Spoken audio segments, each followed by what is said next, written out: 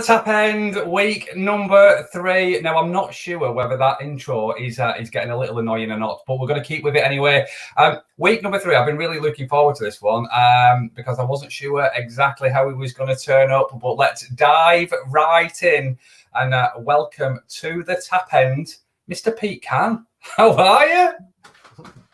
I'm good, mate. How are you? Yeah. Amazing. I love the fact that you've. I'm not sure now actually whether you've got a bald man's cap, so you're trying to look more like me, or whether that's a swimming cap. I think a bit of both, Lee. To be fair, mate. I know I've heard you like to splash a little bit when you're in the bath, so I thought, well, let's keep my hair dry. Yeah. No, it suits you. It suits you. You're looking good, Mr. Cann. You are looking good. Thanks, man. Oh, there we go. Just before we hit live, you asked me were there any bubbles in the bath, and just to prove it to you, there are plenty of bubbles in this bath. So, welcome to At the Tap End. For those people who don't know who Pete Cann is, who on earth is he? So I am Pete Cann, the Laughter Man, and I bring laughter yoga, laughter workshops to corporate customers, basically come into their team meetings and just bring that lift that a lot of Zoom meetings need nowadays, because it's all a bit flat, I believe, when it's a lot of these team meetings.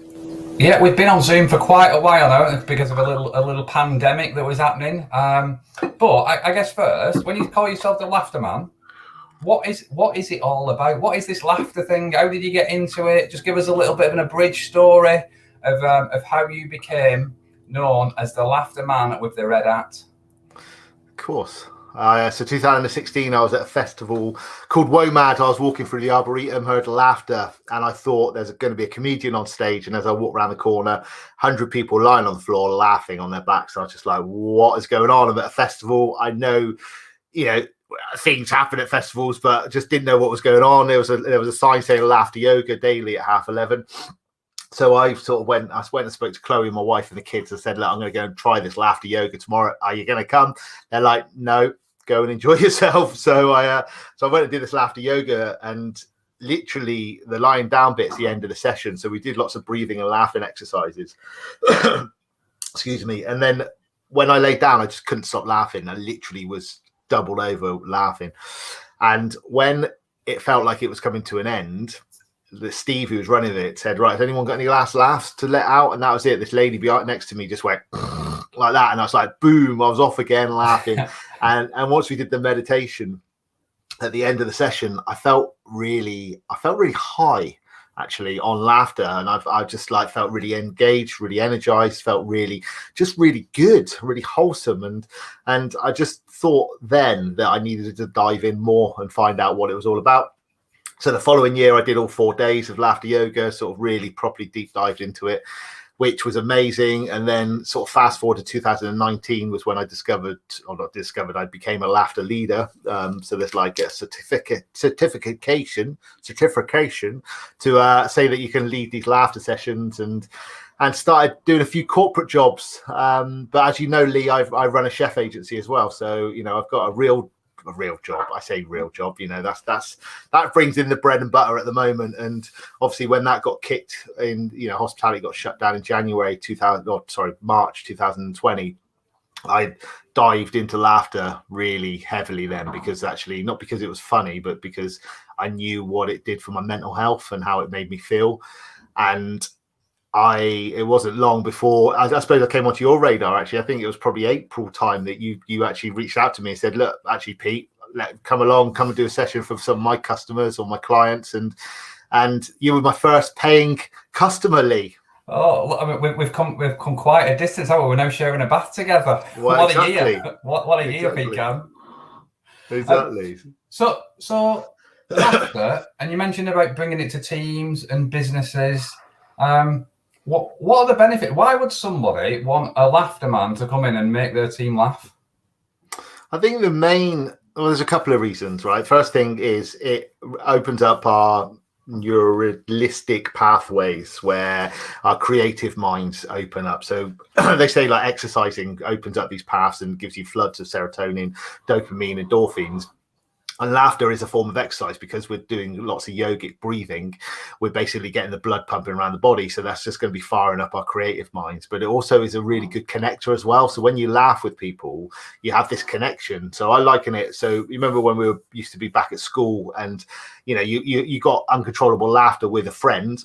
Now, if you see them 20, 30 years on, you usually just reminisce back to that time. Remember that time in chemistry where we just couldn't stop laughing because of blah, blah, blah. And that's because of the connection that we had when we laughed. So it's a really good connector. It opens up our brains for creativity, and it just energizes the room. So actually having it in a team meeting, especially, a lot of team meetings are important. Of course they are, to find out how everybody's getting on and to report different numbers.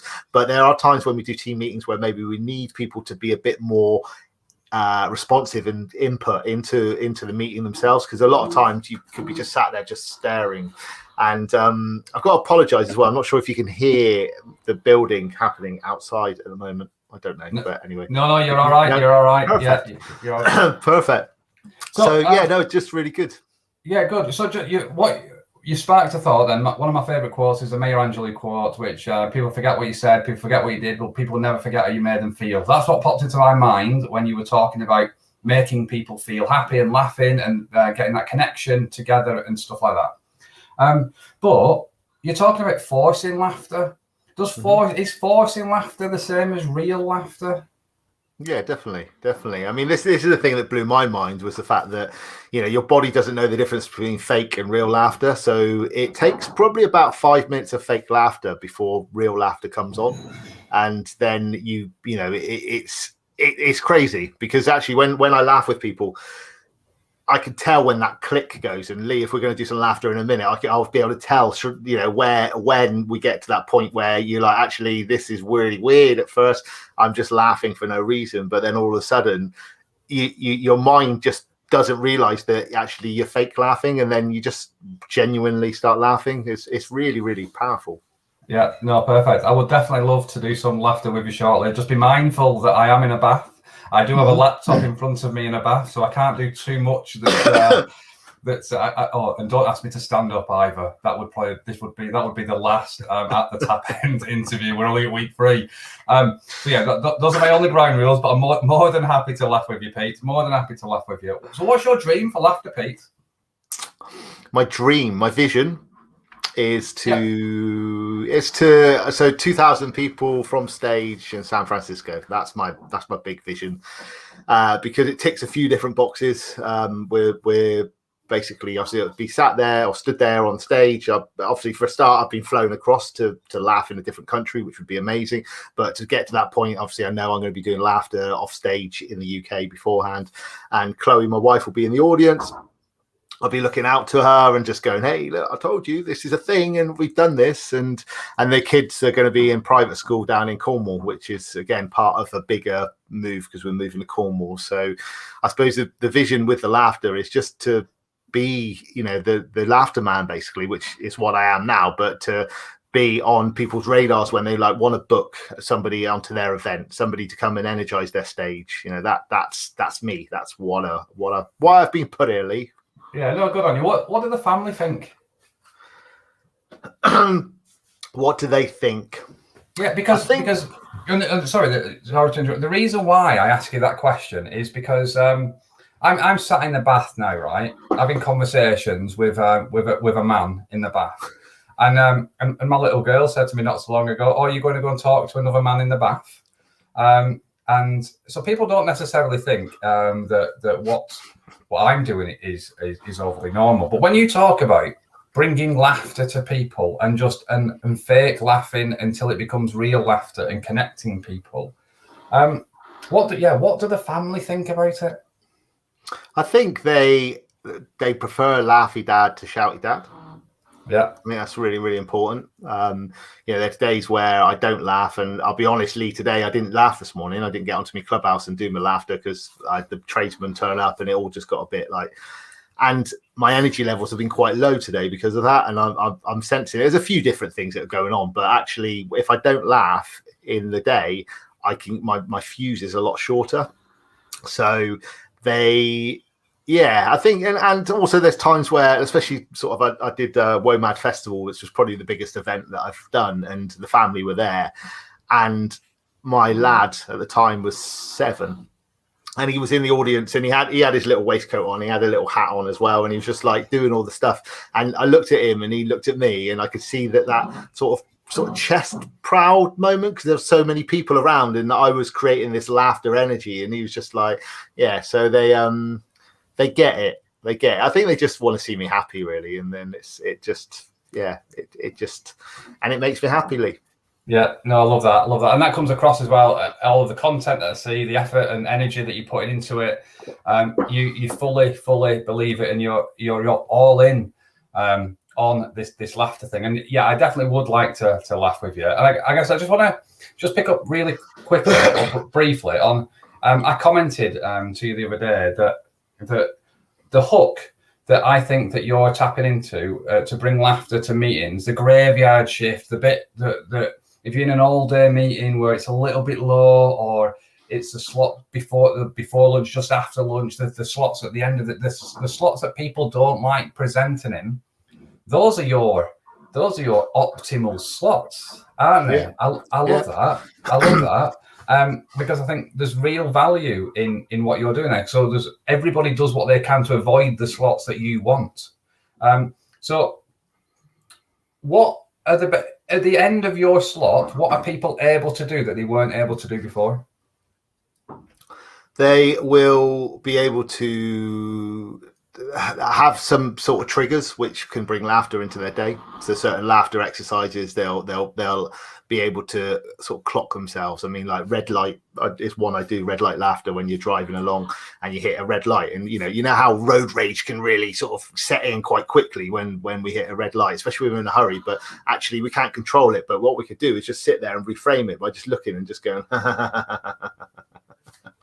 and just teaching them these different tactics and techniques, but also be able to understand that actually, laughing is a powerful tool, and you can use it, even if it just means going to watch some comedy, but it's that prolonged laughter that we're aiming at. So that's what I would say they would learn from being around me for sort of 10-15 minutes of laughing.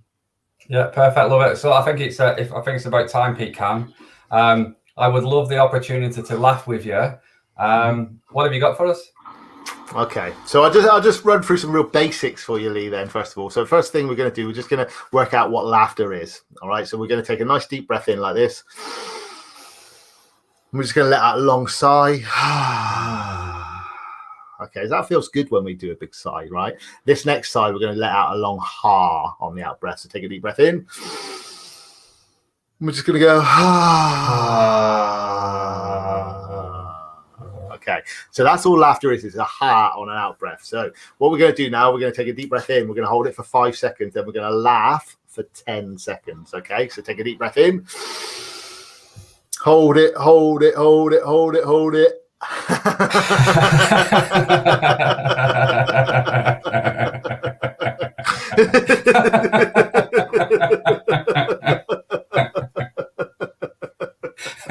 And breathe in and breathe out.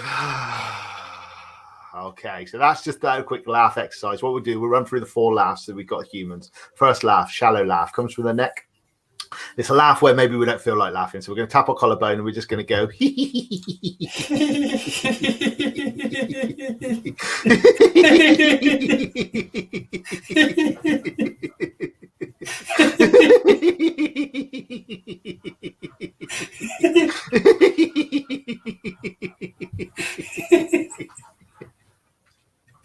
Second laugh comes from the heart. Okay, this is one that gets blood pumping around the body, starts firing up all those great chemicals. So we're going to tap our chest bone and we're going to go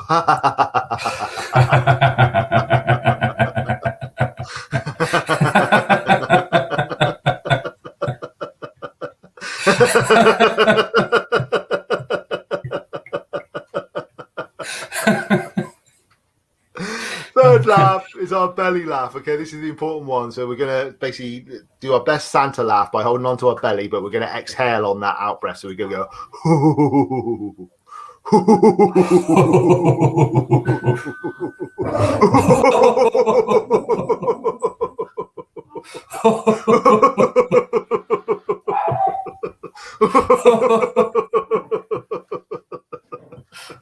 a breathe in and breathe out.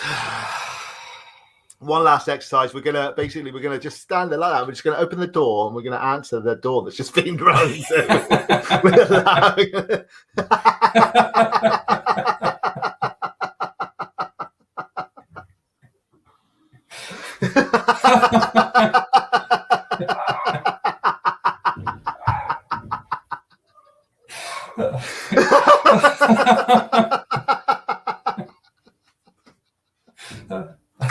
Oh, there you go, Lee. Oh, I'm gonna have to take this off, mate. I've got sweat on. You have. You're not saying hot bubbly water. I'm not, mate. I'm not. So there we go. How do you feel? Yeah, no, really, really good. So I was quite happy before, just at the opportunity to chat with you. But I think it just makes you feel. It just makes you feel better.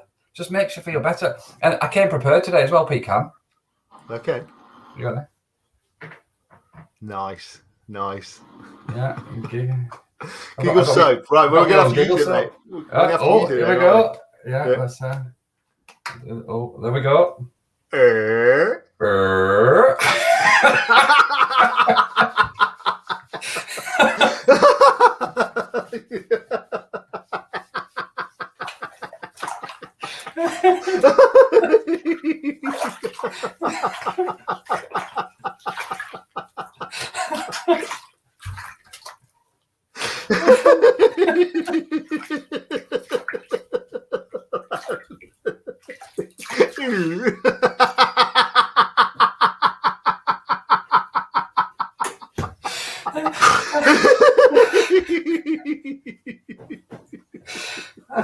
Oh, brilliant.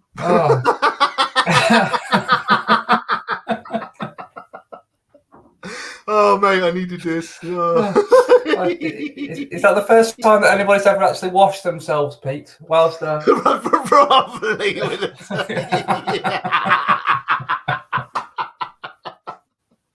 I love it. Imagine that doing it. Right, we're going to do some giggle gravity just like that.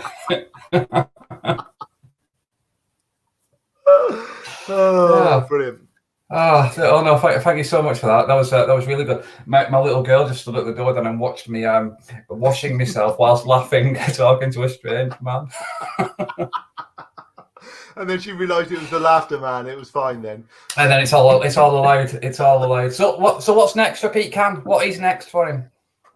So next is I'm starting to do some more in-person stuff, which has been really, really exciting. Because the energy when you're in the same room with somebody is so strong. Basically, it's yeah. So I've got a couple of bookings in August and September, which is good. And just keep doing what I've been doing. Really, it's just saying, look, hey, this is what it is. This is what laughter is. And I know, Lee, there's a lot of people that definitely sit on the sidelines just going, this is not for me. And I'm just like, that's cool, because they're not my ideal customer ultimately. Yeah. They won't get the benefits from it, will they? They won't get the benefits from it. And you only really know if you try, if you do it, if you dive right in and actually wash yourself while laughing with Pete. So if people wanted to know more about the Laughter Man, where would they go? What would they do? What would they see? So best place to find me. Actually, I've got a challenge. Can I tell you about my challenge? Oh yeah, go for it. Yeah, go for it. Yeah, that'd be amazing. And then maybe I can put. I'm not sure if I can comment on here. Can I leave a comment on here? I can do a private chat, can't I? Let's do this. Yeah, go for it. Go for it. I'll dry my hands a second and I'll copy it across. Perfect. So I've got this 5-day challenge where basically it's 5 days of laughter.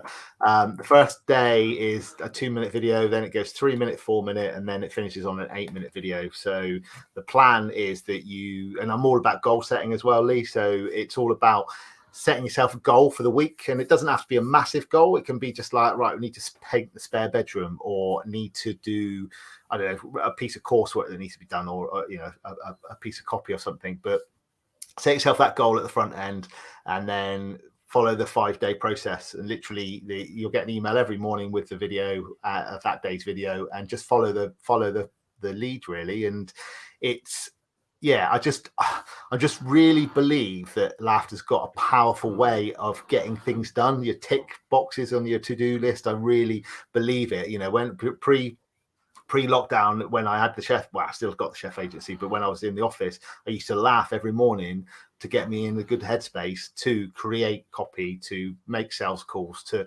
whatever it was. But if I had a good 10 minutes laughter with other people, I was in this really great energy. So yeah, it's amazing.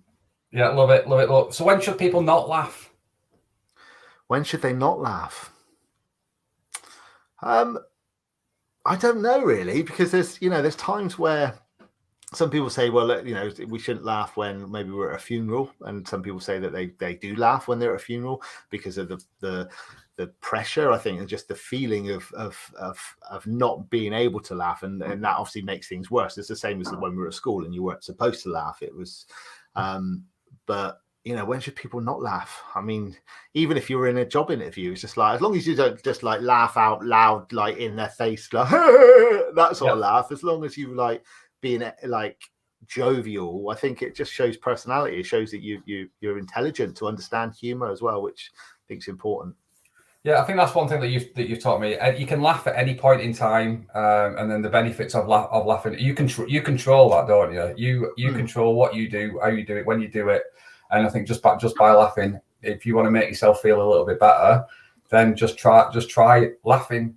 And there's nobody better to laugh with than you, Pete Cann. So your 5-day challenge that's at the bottom of the screen now. People just go to that, sign up. Is that always going to be there, or is it? Yeah. It's evergreen. It just rolls basically. So whenever it's just at the moment, I'm just very much I'm doing these chats with people, and people are listening or watching and just going a little bit like, actually, go on, I'll try it, and be. To be honest, it's behind closed doors. You know what I mean? I'm not. No one's going to judge you. It's just you and me in private, without me being live. It's pre-recorded. So, but it's. I mean, it's just so. It's so underrated. It's just so underrated, and a lot of people's default is to be like just sad, I think, or just a little bit anxious or depressed or nervous. And that's our default go-to setting. But actually, if we default to happy, smile, laughter, then automatically everything just becomes much easier. You're in a much more positive headspace. You can take more, you take the challenges of the day on much, much easier. Yeah, love it, love it. You don't need to convince me, Pete. I am a big fan, a big advocate of Pete Cann, the Laughter Man. I just want to say thank you so much for your time this afternoon. Thank you for joining me in the bath. Thank you for putting your bald man hat on before your red hat as well. It's been an absolute pleasure to get to know you over the last 18 months and stuff, and to laugh with you again this morning. Keep doing it this afternoon. Keep doing what you're doing. And if anybody's interested, petecann.com/5-day challenge opt-in. Go to that and then laugh with Pete. Fully endorse it, and I think the benefits of it are you'll see them for yourself. So yeah, Pete Cann, thank you so much. Have an amazing rest of your day, and good luck with everything you've got going on.